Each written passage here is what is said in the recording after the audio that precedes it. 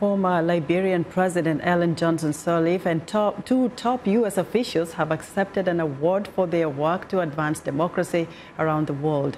VOA's Ayen Bior reports from the award ceremony in Washington, D.C. Thank you all for joining us this evening. A celebration of democracy was on full display at the International Foundation for Electoral Systems Awards dinner, as recipients of the award highlighted Africa's progress. U.S. Senator Chris Coons had kind words about the continent's future.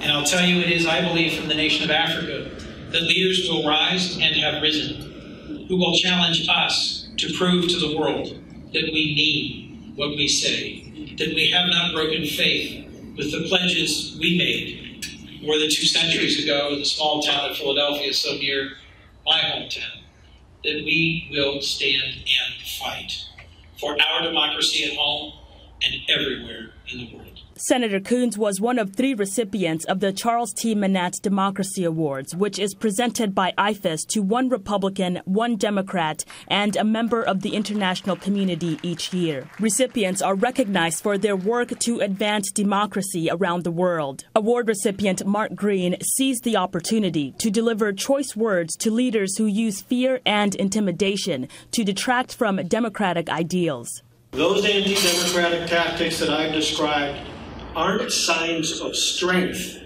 They're proof of weakness. The authoritarians are not motivated by courage. They are driven by fear. But it was international recipient Ellen Johnson Sirleaf who commanded the room's attention. If Africa is to prosper, and that the only way to succeed is to make the institutions stronger than the individuals. The former head of state accepted the awards as news of missing banknotes dominate the headlines in her native Liberia. The government is investigating the loss of newly printed banknotes worth more than $100 million. Liberia's Ministry of Justice says the money was ordered by Sirleaf's administration and arrived before she left office. Sirleaf has since demanded an investigation and has denied accusations of wrongdoing. Sirleaf, the first elected female head of state in Africa, has endured her share of criticism during her tenure as president, with her opponents accusing her of corruption and nepotism. One attendee says the criticism is part of the job.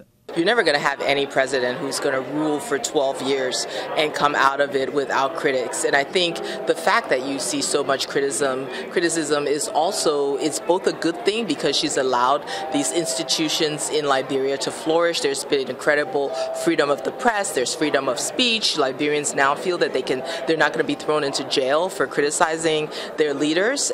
Freedom House says there is now a global decline in political rights, the lowest in more than a decade. IFES is working around the world to strengthen democracies. Ayen Bior, VOA News, Washington.